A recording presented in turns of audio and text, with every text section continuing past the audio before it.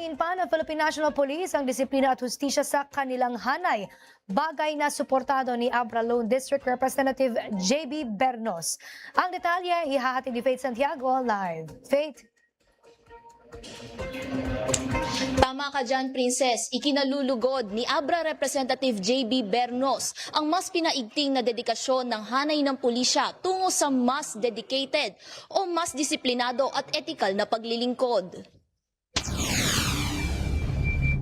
Ito'y kaugnay sa naging hakbang ng Philippine National Police sa pangunguna ni Acting Chief Lieutenant General Jose Melencio Nartates Jr. sa pagsibak kamakailan sa humigit kumulang 1,000 tauhan. Gayon din ang pagsuspinde sa higit 1,400 nitong tauhan bunsod ng administratibong kaso kagaya ng misconduct at criminal activity. Ayon kay House Committee on Public Order and Safety Chairperson Bernos, naway maging ehemplo ng disiplina at hustisya ang pulisya ngayong taon. Taliwas sa naging record ng hanay nitong nakaraang taon. Suportado rin ni Bernos ang pangako ng PNP sa pangunguna ni Nartates sa pagpapatupad ng mas disiplinado at etikal na organisasyon. Kabilang sa kinundena ng mambabatas ang pananamantala at pagnanakaw ng ilang pulis sa isang grade 9 student kasunod ng umano'y operasyon laban sa nobyo nito. Bunsod nito, natanggal ang ulo ng Special Operations Unit ng PNP Drug Enforcement Group Calabarzon at 14 na opisyal nito.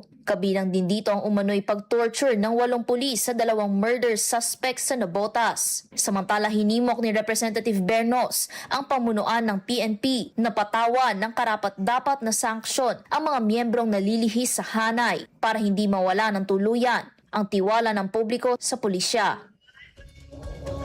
Princess, kinilala din ng mambabatas ang layon ng PNP na hindi magbulag-bulagan sa pangangailangan nito sa pagbabago.